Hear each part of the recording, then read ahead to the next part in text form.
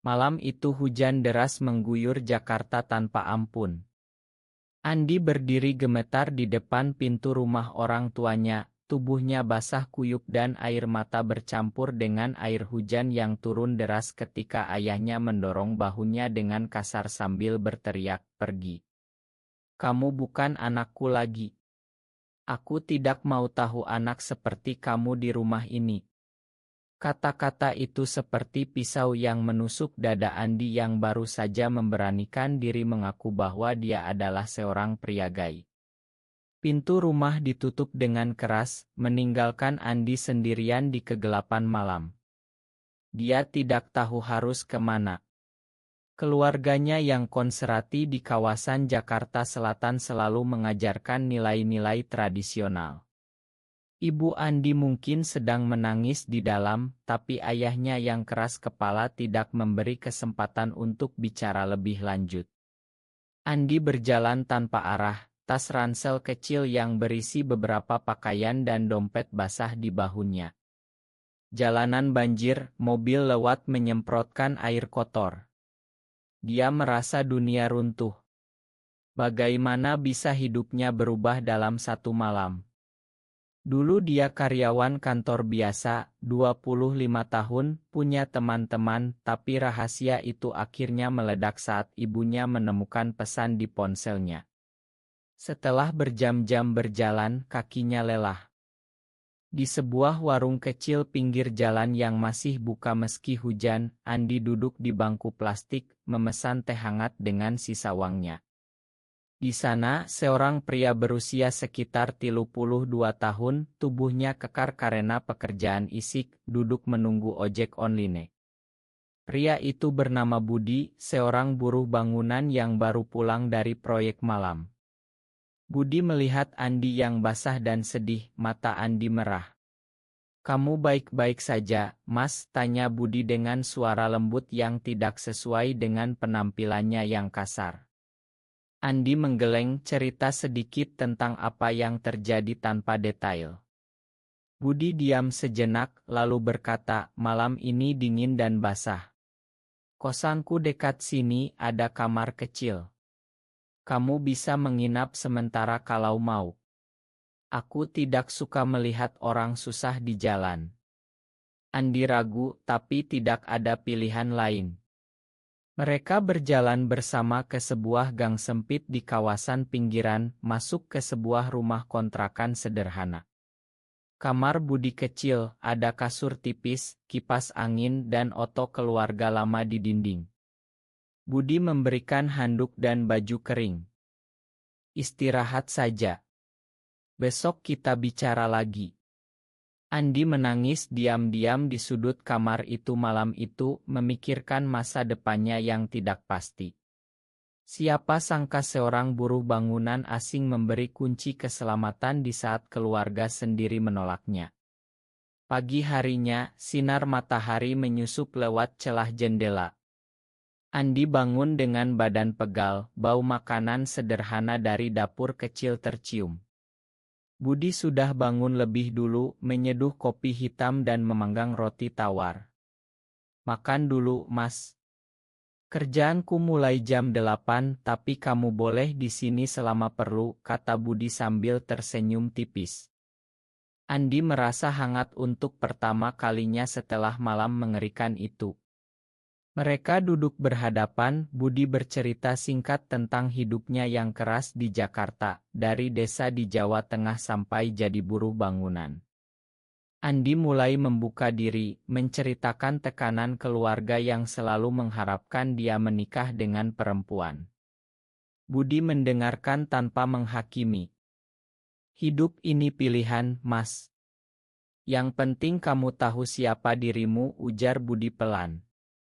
Hari itu Andi menghabiskan waktu di kamar, memikirkan langkah selanjutnya, sementara Budi pergi kerja. Saat Budi pulang sore hari dengan tubuh lelah penuh debu, dia membawa makanan malam sederhana. Percakapan mereka semakin dalam, Andi merasa ada ikatan yang mulai terbentuk.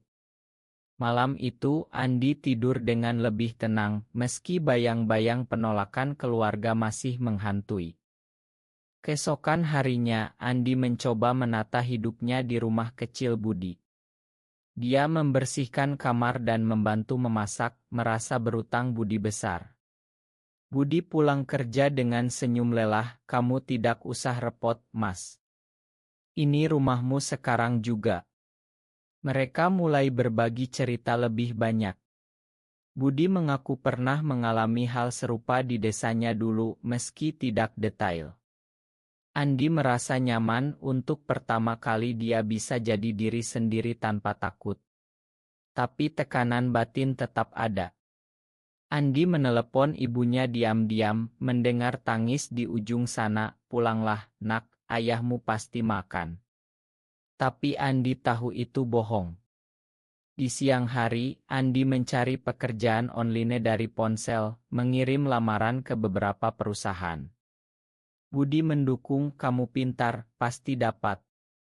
Malam harinya, mereka duduk di teras kecil, menikmati angin malam Jakarta. Budi bercerita tentang teman-temannya di proyek bangunan, bagaimana mereka saling bantu meski hidup keras. Andi mulai melihat Budi bukan hanya penyelamat, tapi seseorang yang bijak. Persahabatan mereka tumbuh, tapi ada getar aneh di hati Andi setiap Budi tersenyum. Dia menepis itu fokus pada penyembuhan diri. Beberapa hari berlalu, Andi mendapat panggilan wawancara kerja rendah di sebuah toko.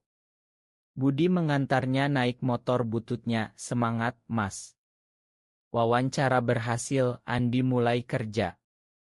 Pulang sore, dia cerita pada Budi dengan bahagia.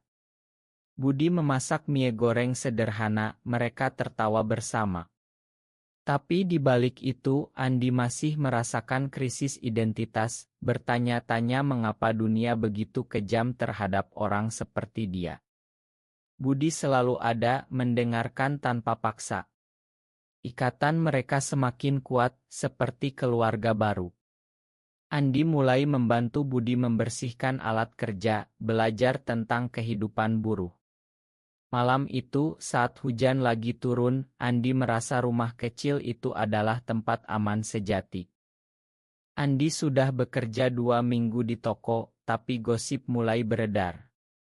Seorang rekan kerja melihat dia dekat dengan Budi saat jemput, bertanya sinis, "Kamu dekat sama cowok itu ya?" Andi merasa tegang, tekanan masyarakat Indonesia yang masih kaku terhadap orang gay membuatnya gelisah. Pulang ke rumah, dia cerita pada Budi yang sedang istirahat setelah seharian angkat besi di proyek. Budi memegang bahunya, "Biarkan mereka bicara, yang penting kita tahu benar kita." Kata-kata itu memberi kekuatan. Andi mulai menghadapi hari-hari dengan lebih berani. Di kantor, dia fokus kerja, tapi hati tetap gelisah. Budi ajak jalan-jalan ke Taman Suropati malam minggu, duduk di bangku, bicara tentang mimpi. Budi ingin punya rumah kecil di desa, Andi ingin bebas dari bayang keluarga. Mereka tertawa, tapi Andi merasa perasaannya terhadap Budi semakin dalam. Flashback masa kecil Andi muncul saat dia merasa berbeda tapi dipaksa jadi normal. Budi mendengar, berbagi pengalaman serupa dari desanya. Persahabatan mereka berubah pelan, ada sentuhan tangan yang hangat. Tapi Andi takut kehilangan satu-satunya tempat aman. Di tempat kerja, tekanan bertambah saat bos bertanya tentang statusnya. Andi bohong, tapi batinnya lelah. Pulang Budi masak sup ayam hangat, mereka makan sambil nonton kecil. Malam itu Andi hampir mengaku perasaannya, tapi ditahan. Ketegangan internal Andi meningkat, dia merasa harus memilih antara kebebasan dan takut kehilangan. Budi selalu jadi penopang, tanpa tahu betapa berartinya dia bagi Andi.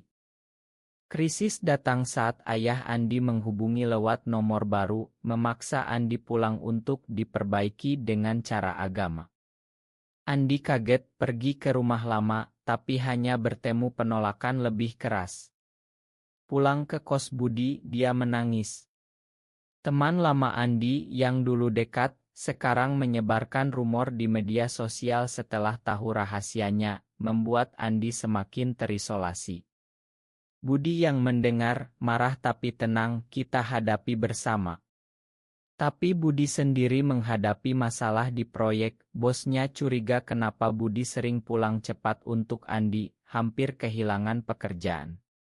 Andi merasa bersalah, pengorbanan Budi terasa berat. Kesalahpahaman muncul saat Andi melihat Budi bicara dengan rekan kerja perempuan, cemburu muncul. Mereka bertengkar kecil, Andi lari ke jalan. Budi mengejar, aku tidak mau kehilangan kamu, Mas. Malam itu mereka berdamai, pelukan pertama yang hangat tanpa kata. Konflik semakin tinggi, Andi merasa dunia menentangnya, tapi Budi jadi alasan bertahan. Teman lama menelepon untuk minta maaf tapi dengan syarat Andi diubah, Andi tolak. Budi dukung keputusan itu. Ketegangan mencapai puncak saat Andi hampir putus asa, tapi Budi ingatkan nilai diri sendiri. Andi memutuskan rawat Budi saat Budi kecelakaan kecil di proyek karena kelelahan memikirkan Andi. Di rumah sakit sederhana, Andi duduk di samping, memegang tangan Budi. Di sana, mereka bicara dalam, Budi cerita masa lalunya yang juga penuh penolakan, Andi sadar perasaannya adalah cinta sejati. Pengorbanan timbal balik terjadi, Andi jual barang pribadinya untuk bantu biaya Budi. Krisis identitas Andi mencapai titik, dia bertanya pada diri sendiri apakah layak hidup begini. Budi bangun, peluk Andi, kamu layak bahagia. Mereka menghadapi keluarga Andi sekali lagi bersama, meski ditolak, Andi bangkit. Teman lama yang mengkhianati akhirnya paham dan minta maaf tulus. Andi tumbuh, belajar bahwa cinta tidak selalu mudah di Indonesia. Budi pulih, mereka kembali ke rutinitas dengan ikatan lebih kuat. Andi dapat promosi kerja, Budi dapat proyek baru. Momen emosional puncak saat Andi bilang terima kasih telah beri kunci rumah sejati. Andi dan Budi membangun kehidupan bersama di rumah kecil itu. Andi kunjungi ibunya diam-diam, dapat pengertian parsial meski ayah tetap keras. Mereka hadapi masyarakat dengan kepala tegak, Andi aktif di komunitas dukungan online. Cinta mereka tumbuh murni, penuh pengertian dan dukungan. Andi sekarang lebih kuat, Budi lebih bahagia. Mereka rencanakan masa depan kecil, mungkin pindah ke tempat lebih baik. Di akhir, saat duduk di teras malam cerah, Andi peluk Budi, merasa rumah sejati bukan dinding, tapi hati yang menerima.